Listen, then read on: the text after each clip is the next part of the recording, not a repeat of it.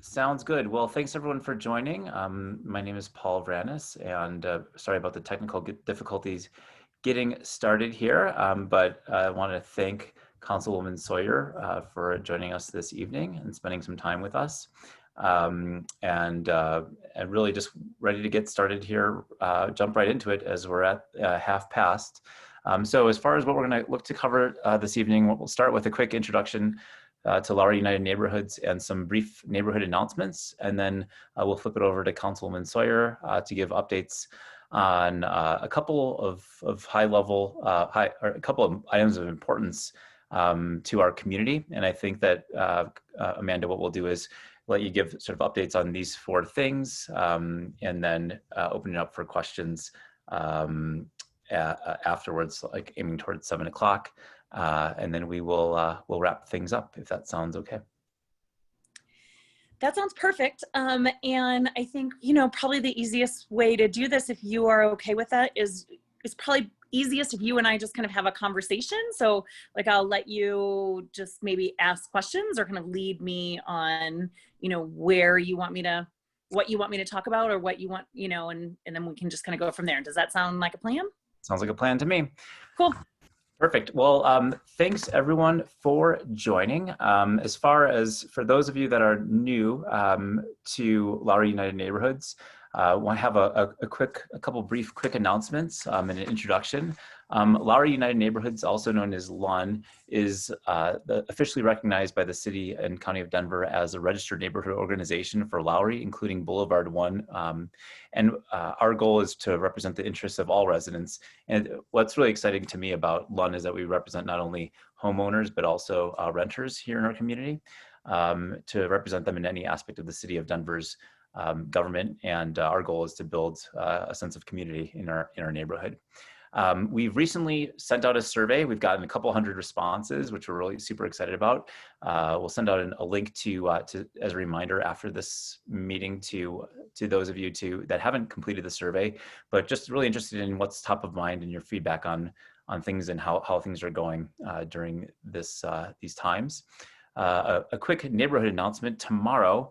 Lowry Foundation, which is a different organization than LUN, but is a great organization here in Lowry, is holding a benefit in the evening at 5 to 9 p.m. at the Lowry Beer Garden. And I believe a portion of all purchases made at the Beer Garden tomorrow night will go towards the foundation and their great causes. So if you're able to, please stop on by. As far as a traffic related announcement, many of you have already seen this, and I was driving down Quebec today. I'm not sure if they've started or they are starting, but for the next couple of months, there's going to be construction on Quebec between 8th and 11th Avenues. So be mindful of that. I'm sure you'll see it and take alternative traffic routes as needed.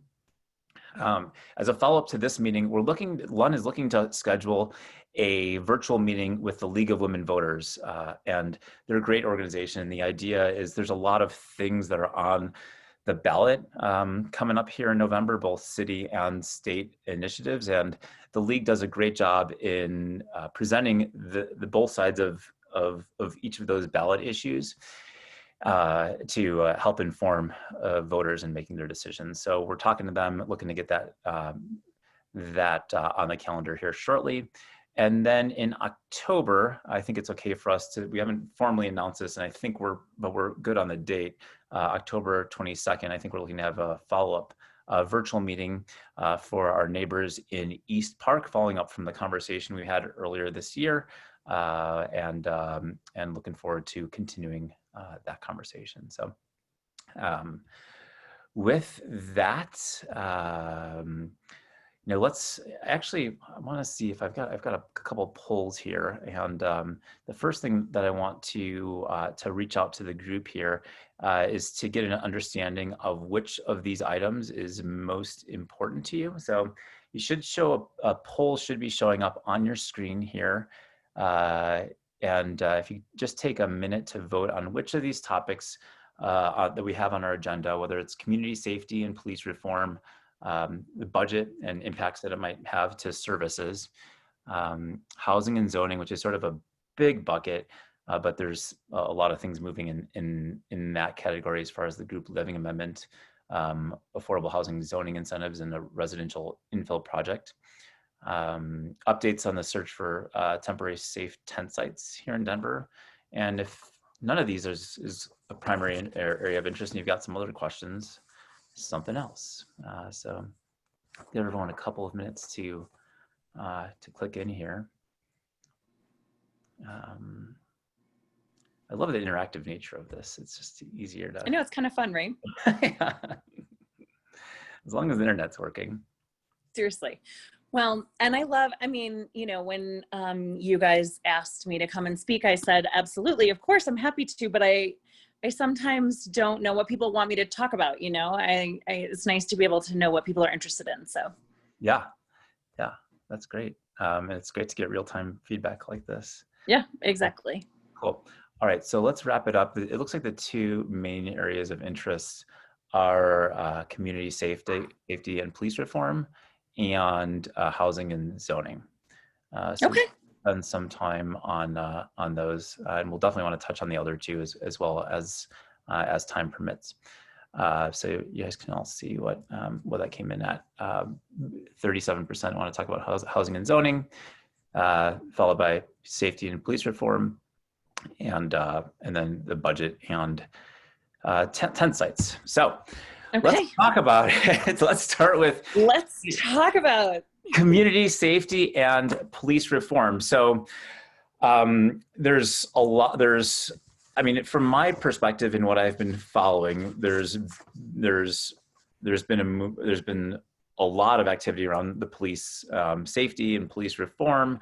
There's been discussions related to funding of the police. There's been discussions as far as having the right alignment of who's dispatched based on the nature of the call. At a high level, what's changed? What is changing? There were some calls to just totally defund the police, which is on like a huge end of the spectrum. Are things changing? Are things changing? How are they changing? And where are we at with that today? It's a great question. It's a big question, but it's an important question, right? I think if there's one thing that we have learned this summer from all of the demonstrations that have gone on downtown, it's that, this is a really important conversation and it is time to have it. But it's not an easy conversation. And it's a conversation that takes a lot of learning. It's a conversation that takes a lot of patience and a lot of self-awareness, right? A recognition of our own privilege, of our own, understanding of our own biases that we maybe didn't even know that we had at the beginning of the summer, or didn't think about in a conscious way that we do now. I certainly know that I do in a way that I didn't at the beginning of the summer. It's been an incredible personal journey for me, as an aside. But we are very lucky in the city and county of Denver. And I know, maybe it doesn't feel like that in some ways, but we actually have an incredibly progressive policing system and a leadership that is willing to consider things that is pretty amazing. So, for example, since 2016, we have had a program in the city and county of Denver called the Co-Responder Program. And that is where we actually have mental health professionals who ride shotgun with police officers.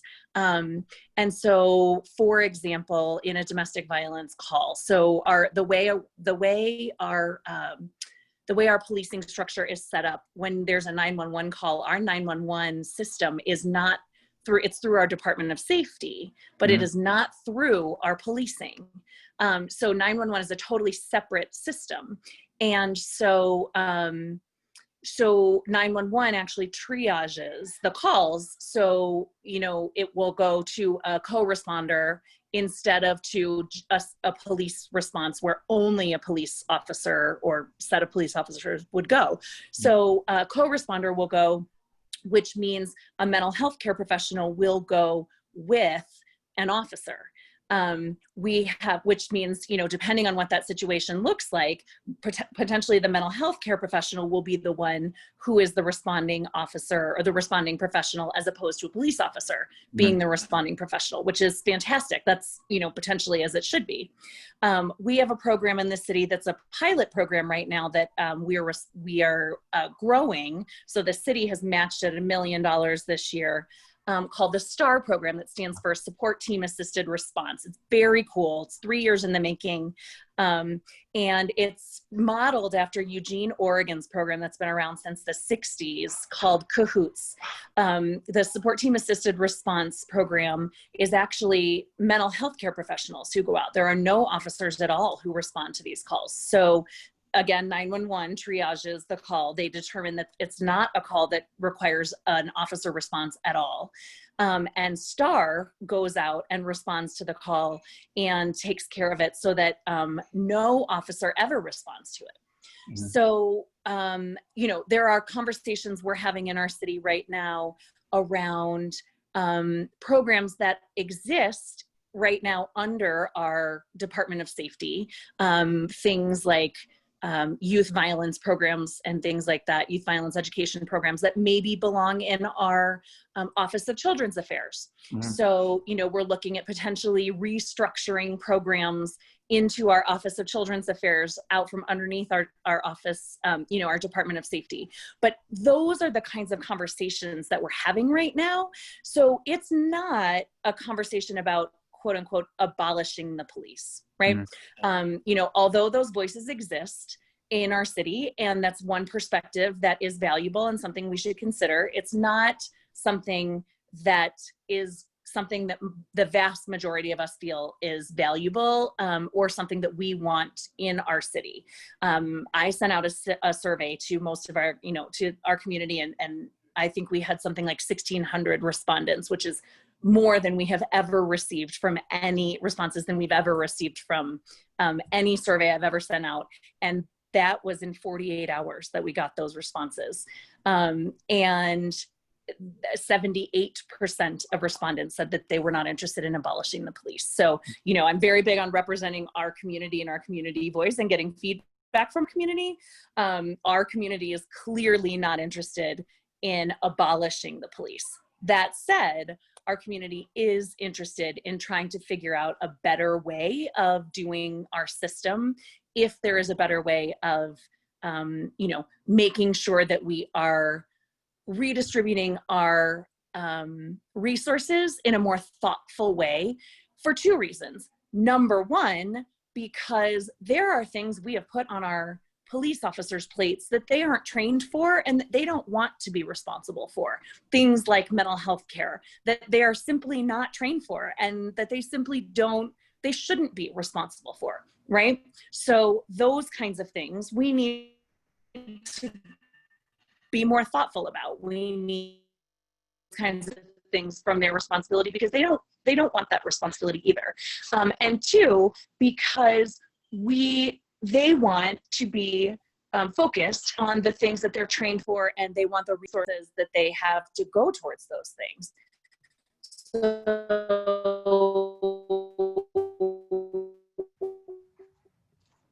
those other resources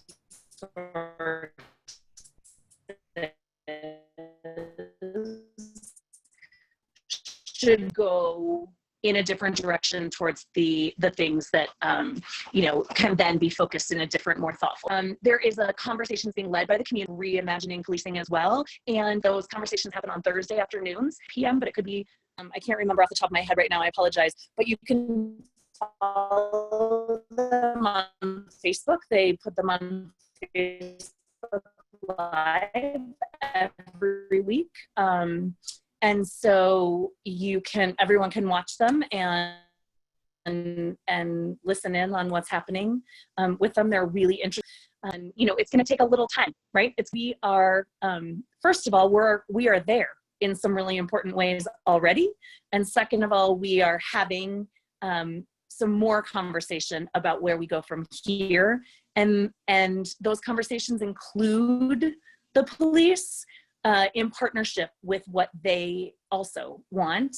And those conversations include the community in partnership with what they want. And so finding a balance between ensuring the safety of our community and recognizing that there is a history of racism in our police force, that there are some bad actors in our police force, and that those bad actors should go, but that the vast majority of our officers are good people who are working hard to provide our community with a really important service that we all want.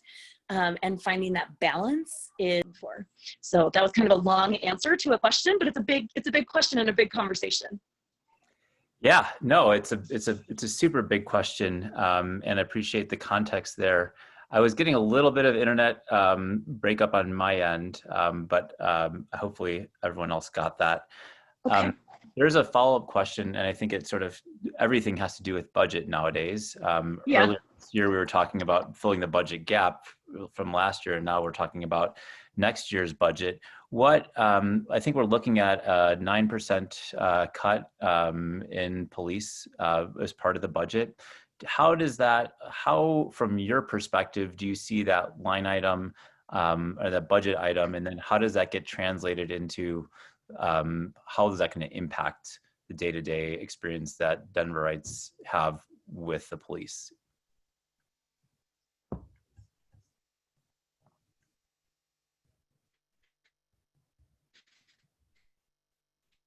That's a great question. So I think for the most part, I think you won't see a big loss in services. I'm looking at you and you're sounding like, and you're looking at me like you can't at any point, just to let me know that I'm cracking out. But so I don't think that the budget reduction will make a huge difference in a loss in services. I think that there will be a bigger reduction and loss in services from our Department of Transportation and Infrastructure and Parks and Rec. I think that's where people will see it more than in our Department of Safety. And I think that that'll be a big change, will be in those other two areas. I think we have tried very hard to make sure that the reduction won't be from the Department of Safety. Okay, great. Good. And audience members, and I could hear you, so thank you. Audience members, feel free to type in questions in the question and answer panel. We're keeping this pretty informal. Yeah, and like I said, just like wave if I break out or whatever, because I know that there's some internet connectivity stuff going on. Okay, cool. All right, well, we've got a couple of other things to talk about here. So let's move forward and talk about housing.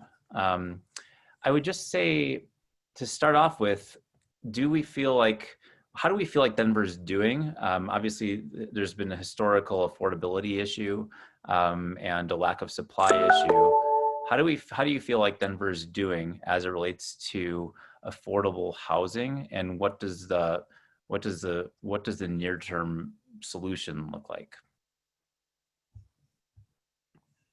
So that is also a good question. So Denver right now, I think we can all agree in terms of affordability, we are struggling. Denver is the second most gentrified city in the country at this point, and that is a major problem. That is a result of a court decision by the state court, by the Supreme Court of the state of Colorado, called the Telluride decision. That was, I believe it's 2000, that decision came down. It does not allow municipalities the right to legislate when it comes to inclusionary zoning. So in rental properties, we are not allowed to require a developer to put any affordable units into developments. We have to incentivize developers to do that. And frankly, there are no incentives on the planet that are going to make a developer do that, which is why we're in the pickle that we're in today. Over the last 20 years, developers have not been building affordable units into their properties. And that's why there are very few affordable units today. It's a major problem. It needs to be changed on a state level. And that is an issue for our state representatives and our state senators to have to take up, because that is a state law. There's nothing we can do about it. That said, you know, we are working very hard to, you know, push them to change that law. I think that we'll see some movement on that when the legislature comes back into session in January. And I think we're all very hopeful that that will start to change. You know, the group living amendments that have come up are one of the potential ways that we can change the law around that. It's a huge law. There are several very large problems with it. I think we will come to, you know, we need to work through those problems. I think we will come to a good solution in the end that will be a good, solid compromise where probably no one will be happy, and that will be the best that we're going to get. But there are some major things that need to be worked through there first. Absolutely. How does, I mean, so obviously with the Telluride decision and enabling rent control as it's defined, and in that, that will certainly enable the city to have more power to sort of to create more affordable housing. The other side of the coin is the market-driven approach to enabling more density in construction. And I think that there's a residential infill project. Obviously, it's a tough thing with where we're at, and your district is fairly big and diverse. And here in Lowry, our zoning is sort of already essentially, for the most part, planned out, with you know, with the exception of what's of the new developments that's occurring. But is there an appetite for Denver to have more density in a zoning construction build as one part of this equation as far as driving more affordability? So interesting question, and there's a lot to unpack in what you just said. So let's start with Lowry zoning, right? Most of Lowry is in the old Chapter 59 zoning code. So most of Lowry is essentially in PUDs and old code. So there's not a lot that can be changed, because the old code in particular is it's not amendable anymore. You can't amend it. I actually just wrote an article for the Lowry Aviator that you guys will all read next month about group living and about the old code versus the old Chapter 59 code versus the new code. So you guys can all read that in the Aviator next month. But it's not amendable anymore. So, which is part of the problem. 20% of the city is in the old code, which is why group living, which only applies to the new code, is unfair, because 20% of the city is covered in old code zoning. And if group living is meant to be about equitable land use, and it doesn't apply to 20% of the city, then it's not equitable. So that's a major problem that has to be worked. One part of it. The residential infill project that you are starting, right? It's probably going to take a couple of years. It is based on a project from Portland, Oregon that just passed, where essentially things like ADUs and an ADU, just to clarify for everyone, could be a unit in, you know, turning as what is a single family home, but turning a basement unit into a separate, you know, walling it off and turning it into a separate unit, or a granny flat in the backyard. It could be several options. It's not just, you know, it could, or it could be a unit over a garage. It could be, there's a couple of different structural potential ways that an quote unquote ADU could be created. And it's not it could be an attic unit in the house. It depends on the way the structure works right now.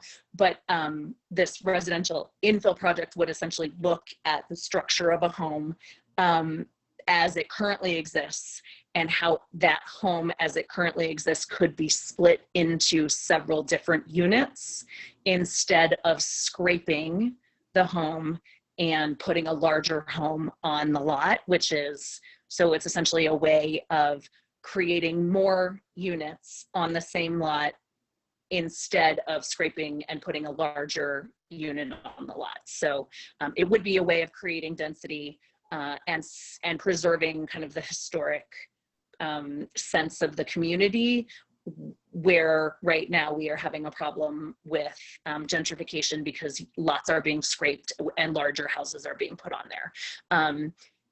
It's at the very beginning stages of the project. It will start in January. Is it going to work? I don't know. This is something, we need to do a lot of research into whether it will work or not. It is a theory that we will look into. That's the point of putting together the task force, is to flesh out the theory, to research the theory, to see if it's something that would work, but that it's meant to address those kinds of concerns. So there is that. So there's group living, there's a residential infill project. There is, potentially changing up the different Chapter 59 zoning code issue. So there are several different ways of addressing density. Does the city of Denver have an appetite for adding density? No, not in particular. Not out here in East Denver, because we live out here in East Denver for a reason. We like the more open space. We like the kind of suburban feel, the larger lots, the kind of, I don't want to say slower pace of life, but that's sort of what it is, right? It's got that suburban feel to it, even though we live in the middle of a city, which is what makes it so amazing and so wonderful out here. We kind of have the best of both worlds. And so I don't think that there is a lot of appeal to the idea of, putting up a bunch of huge high rises or adding a ton of multi-unit buildings out here. I don't think that's what people want. It doesn't feel like East Denver, and I think people want East Denver to continue to feel like East Denver. That said, are there ways to add gentle density to our neighborhood so that we can add some affordability and be inclusive? Yes, absolutely. And so that would be things like ADUs, right? And like the residential infill project. So there's, again, a balance here somewhere. Where is that balance? That's what we need to start doing a better job of looking into. Yeah, no, I appreciate that. There's a question that came up back to the Telluride decision, as far as, do we know, obviously we have our two state legislators, Representative Woodrow and State Senator Hansen, but do we know of any specific representative or state senator that is running with a repeal of Telluride? I mean, I feel like it's been talked about pretty sort of routine, like regularly, but who could you point our attendees to as far as any representative that's running legislation to modify or define or repeal that? So great question. We sit on an electeds call every Tuesday morning with every elected official. It's kind of south of Colfax and east of Broadway, where we keep each other up to date on what we're working on. And so both Senator Hansen and Representative Woodrow have mentioned to me that they are on board and looking into it. I think the fear not from either of them, but in sort of other legislators in general, is that there really is no model for successful rent control anywhere in the country. And I think that's probably true. but inclusionary zoning is also included in the definition of rent control in Colorado. And I think inclusionary zoning is very different from rent control, from traditional rent control. And so there's a distinction there to be made, which is kind of it's a nerdy zoning person distinction. So inclusionary zoning is when you tell a developer you have to put several affordable units in your building, or X number of square footage in your building has to be affordable, or, you know, X percentage of, you know, square footage or whatever in your building has to be affordable. That's inclusionary zoning, as opposed to traditional quote unquote rent control, which would be, you know, when you sign this lease, your $800 a month rent will not go up by more than, you know, 1% every 3 years or whatever, whatever that level is set at. That is what I would describe as traditional quote unquote rent control, as opposed to this inclusionary zoning, which is different. Does that clarify it a little bit? Yeah, absolutely. I think I agree with you. The rent control model, like that you think of here, I hear about in New York, and like people that are living in their apartments for like, like, and it's confusing to some folks. Yeah, or they like take advantage of it and like sublease to their like, exactly. They sublease to their like grandchildren. Right. And right now the situation is that Denver, this city of Denver has penalties for not including, I think they call it the linkage fee, for developers not building affordable units. And the problem is that the penalty is so small or so low that many people are just willing to just write that check and just continue to build market rate rentals. Is that accurate? That is accurate. Okay. Tricky stuff. Okay. It is. There was a question going back to the police reforms, and everyone in the audience, feel free to enter your questions in the Q&A box. I mean, it sounds like we're taking sort of we've got a couple of things in the hopper with STAR. 911 sounds like it's already set up pretty well with the co-responder program. So we're not like, there was a question about if proposed changes in police reforms will be discussed with the community. It doesn't sound like we're talking about big, huge like police reforms, right? I mean, it seems like we're talking about, we've got some good things that we're working on, and we're going to continue to sort of to work at that. Or are we talking about any like major scale changes in the way that we police?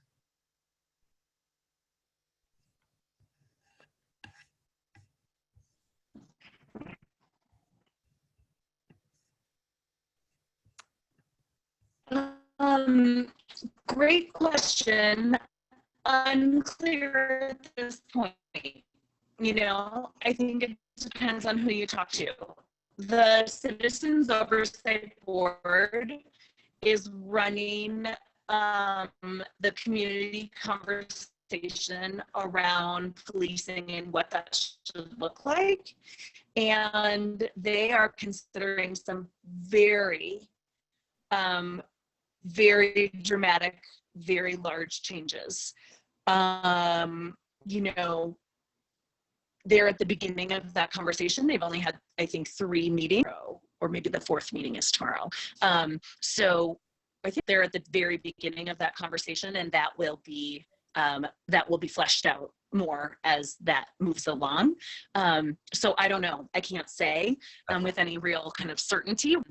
You know, in terms of the changes that making as a government now and the investments of incremental changes. But for example, you know, the Department of Safety just got a grant from Georgetown University to, it's a train the trainer program. It's called the EPIC program. And it is actually a fantastic program where the trainers, it's a de-escalation training program. So they are trained in how to de-escalate and basically ramp down use of force. So this is clearly, based on what we have seen this summer, something that is needed in our city. It's something that was pursued, and it is something that has been granted by Georgetown law, and it is something that is coming to the police force in the city of Denver, which is really exciting, and it's you know, well needed, and it's signed, sealed, and delivered. It's coming. Awesome. And, Yeah. and to follow up with a question, I know that if there's any major changes that you would come to the community with a survey or a conversation, and you're always so gracious in having these conversations. So to folks out there that are asking,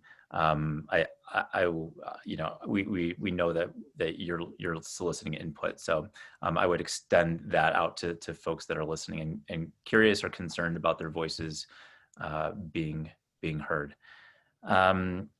Let's take a look. Always, yes. And if you're not signed up for our newsletter, please sign up, because that's, you know, that's where, or if you don't follow us on social media, that's where our surveys always are: newsletter and social media. So please sign up for those, because that's how we do the vast majority of our outreach.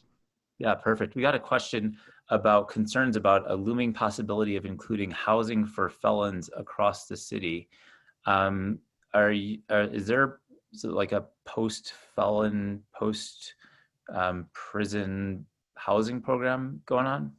No, so that's group living. I think that is a part of the group living proposal. There is, like I said, it's a huge law. There are several parts of it that need work, that being one of them. So as part of the group living proposal, there are residential care facilities and congregate care facilities included in the proposal, including community corrections facilities, which are essentially halfway houses. And in the current proposal as it stands, which is why I have been very clear that I do not support it, because I've heard from the community that you do not support it. And there is a survey out right now, so please go fill it out. If you haven't already, that the community has been very clear that they do not support the group living amendments as they stand, particularly because the idea of community corrections facilities in single family zoned neighborhoods is a non-starter for our community. Got it. So where do these sort of quote unquote halfway houses exist currently, and where are they permitted to be outside? So right now, under our current zoning law, they are only permitted to exist in industrial zoning unless they were grandfathered in under the old zoning code. Got it. Okay. Yeah, it's tricky. Yeah, this is the group living thing. I mean, I don't even, and I consider myself as someone that pays attention to these things, and it's just so, there's so much in it. And I think that's part of the consternation that people have, is like, we don't even know there's so many parts to it that we don't even know how we can support it or not support it, because there's so much in there. But knowing I think that's right. But knowing it's sort of this weird cycle, right? Because we've got people that are incarcerated, that are coming out, that need to be brought back into the community, and having that sort of integration is, I would imagine that people would make that argument that would be a good way to get them back into into sort of the life that we would hope for. So it's a tricky thing to have all these different moving parts. Well, I mean, I think that's right, Paul. But I do also think a couple of things about that. The first one is, in general, all of our research shows that for people who are people in the reentry community need to be close to public transportation. Yep. And all of us in District 5, right, we know that we live in a transportation hole. We live in a black hole of transportation. So it doesn't make a lot of sense for community corrections facility transportation access out here. So there's that to consider as well. It's really not fair, given how far we are out and how little public transportation access we actually have out here, to put someone who is reliant on public transportation out here in our district. It's not fair to them. It sets them up for failure, given, you know, how far they are also away from the city center and away from so many of the services that they really need. So there's that to consider as well. Yeah, no, good points. It is definitely it's definitely a dearth of public transportation out here for sure, and that all makes sense. Let's see. It seems that fact that Lowry is full of schools. Okay, there's a question, a follow-up question about schools is providing protections. Is there a rule or a law that says that these sorts of facilities can or cannot be within a certain distance of a school?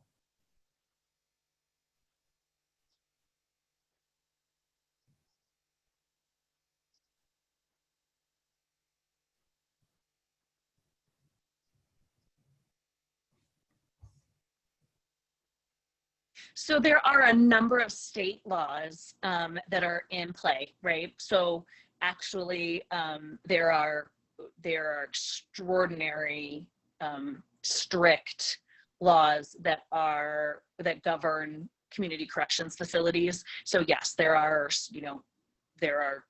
laws around how close they can be to schools. There are laws around how close they can be to all kinds of different facilities. There are requirements around who can visit. There are requirements around who can live there. There are requirements around what times they can go in and out. There are requirements. They're very, very, very strict. So frankly, in some ways, they're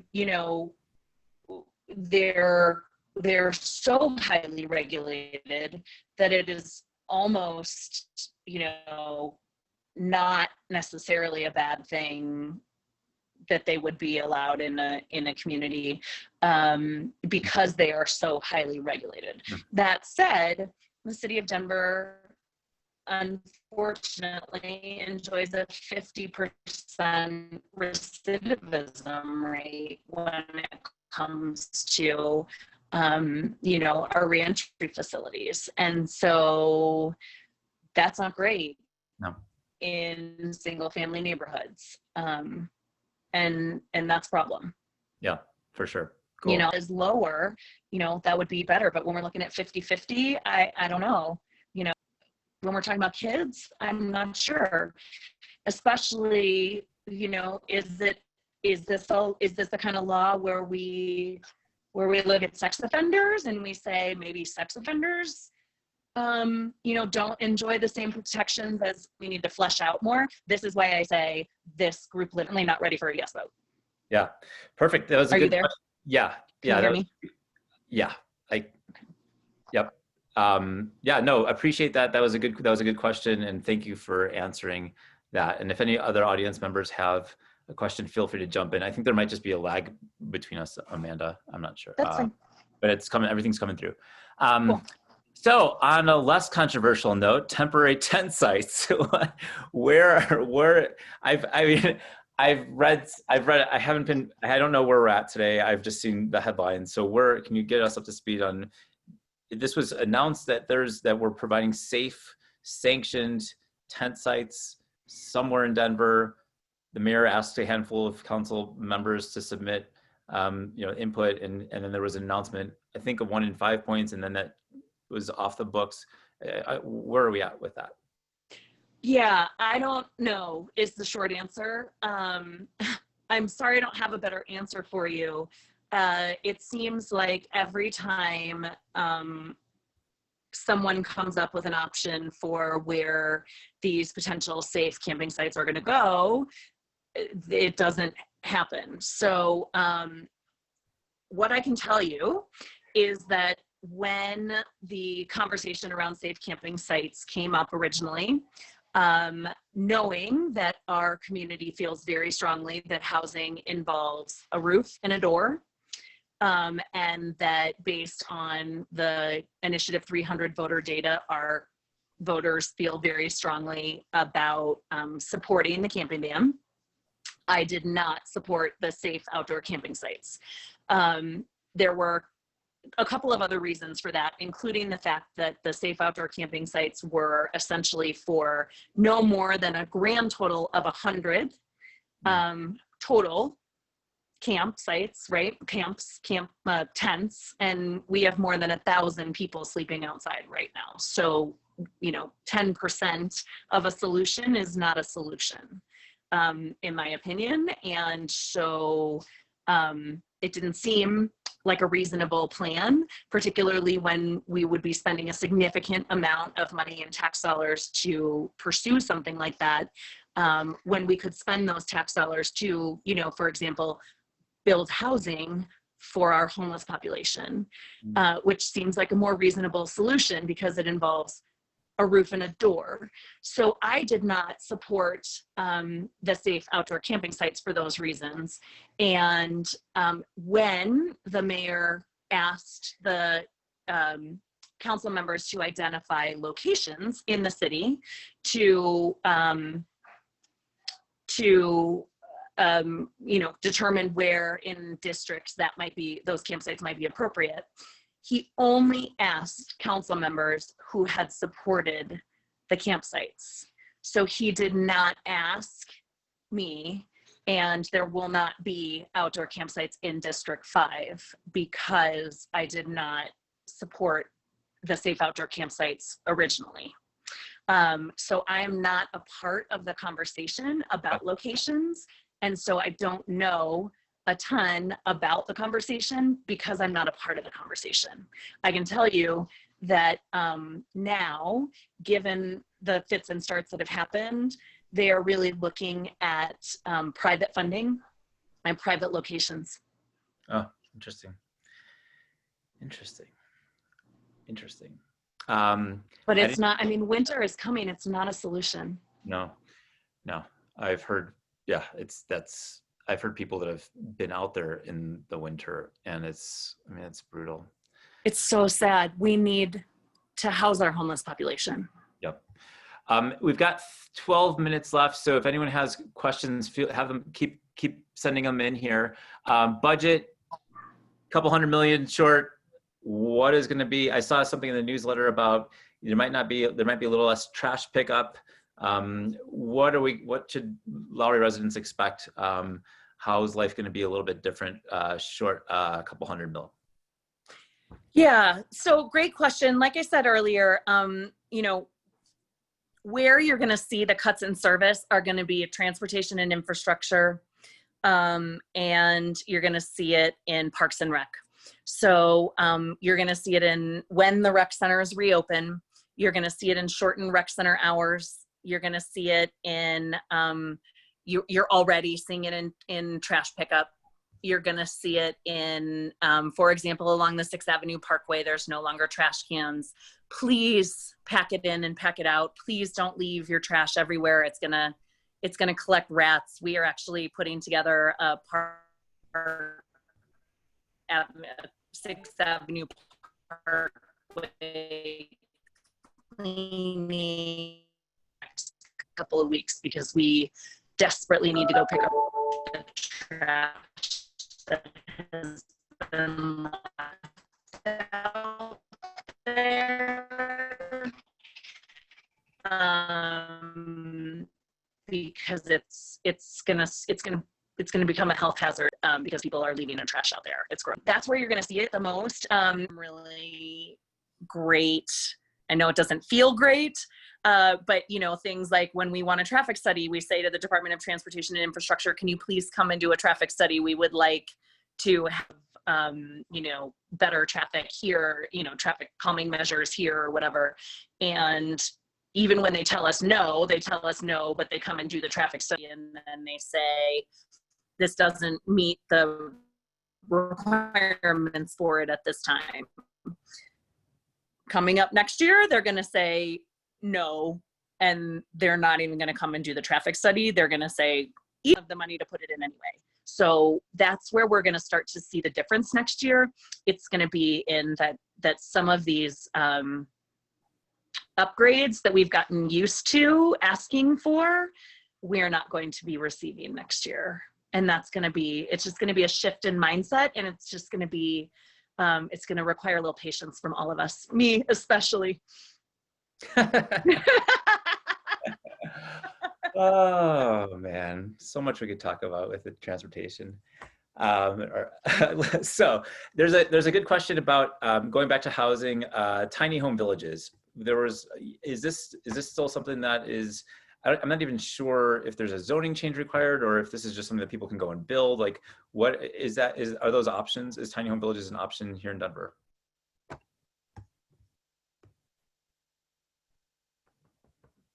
They are an option here in Denver. We would love it. The third tiny home village is being built right now. Please let us know. We would be more than happy to, build a tiny home village on it. Cool. Awesome. Thank you.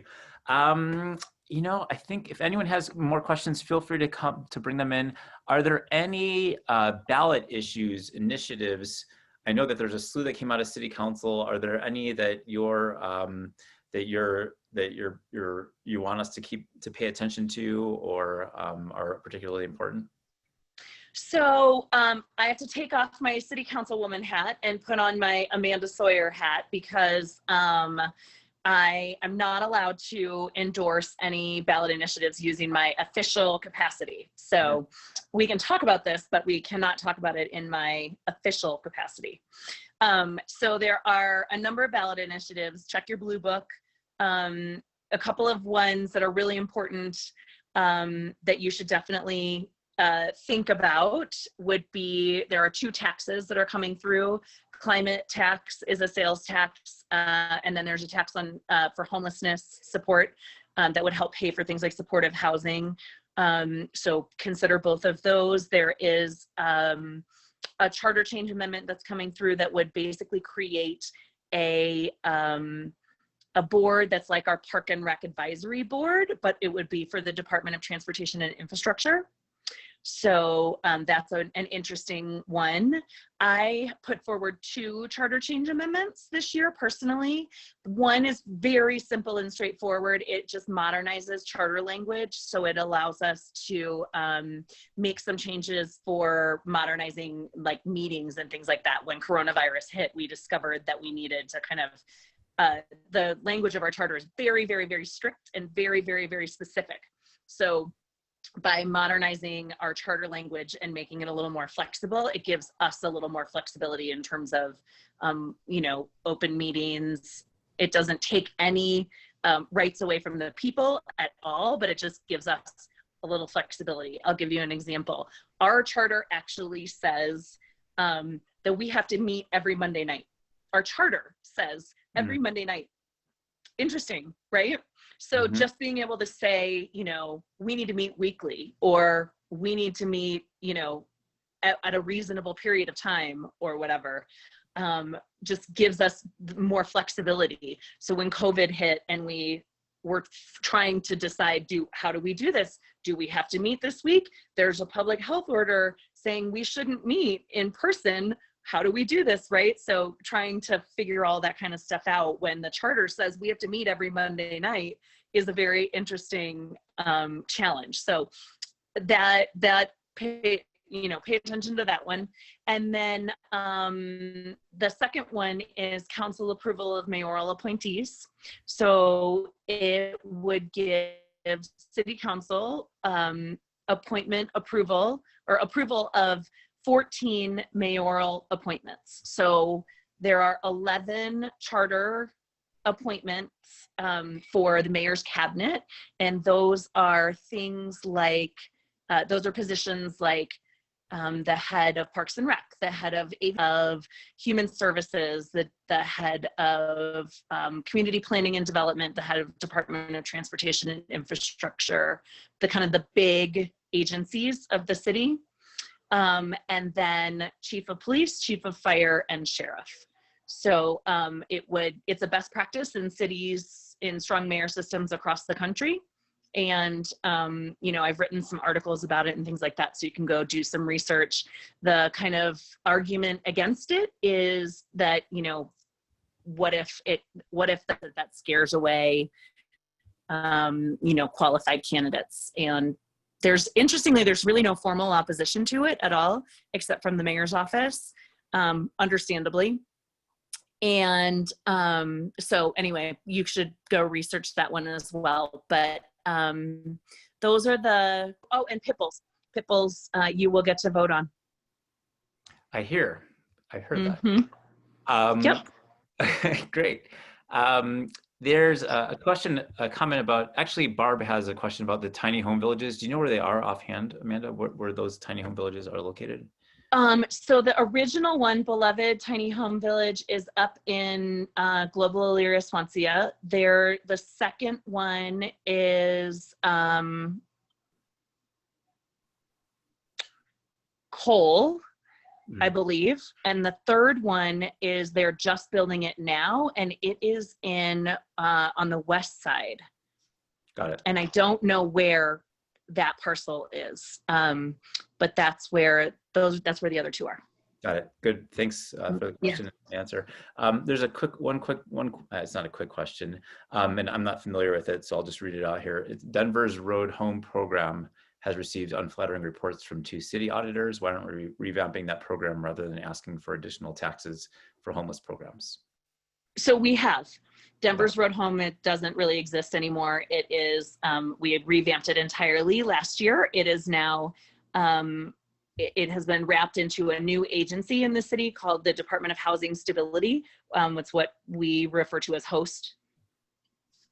Yeah, so Denver's Road Home it's not really a thing anymore. Got it. There you go. Is there any, I've got at the tail end, I'm going to announce 6 winners of our LUN community survey that are receiving $10 gift certificate to a local Lowry business. But before I do that, is there anything else that you wanted to leave the community with before we wrap up here? No, I just really want to thank everyone for participating and coming tonight. I'm so grateful for the opportunity to connect with everyone. And I would really love it if everyone would please go and fill out our annual community survey. So we have just released, hopefully you received it in the mail, our kind of annual update postcard that we sent. And if you go to bit.ly/D5 survey 2020, that is our annual 2020 survey. It's the same questions we asked last year, except for there's a COVID question that we added this year. But it just really helps us kind of track,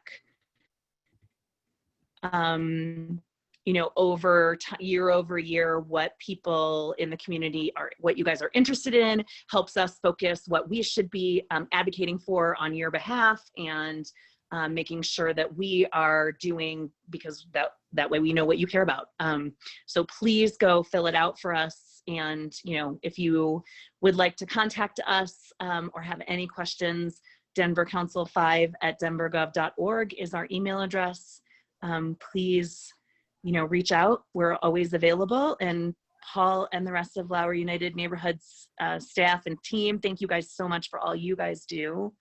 And it was great to see you. Thanks for having me. Yeah, it was great. Thank you. And I recommend everyone to join your newsletter, join the Facebook group. You guys are just so much great communication. Really appreciate it.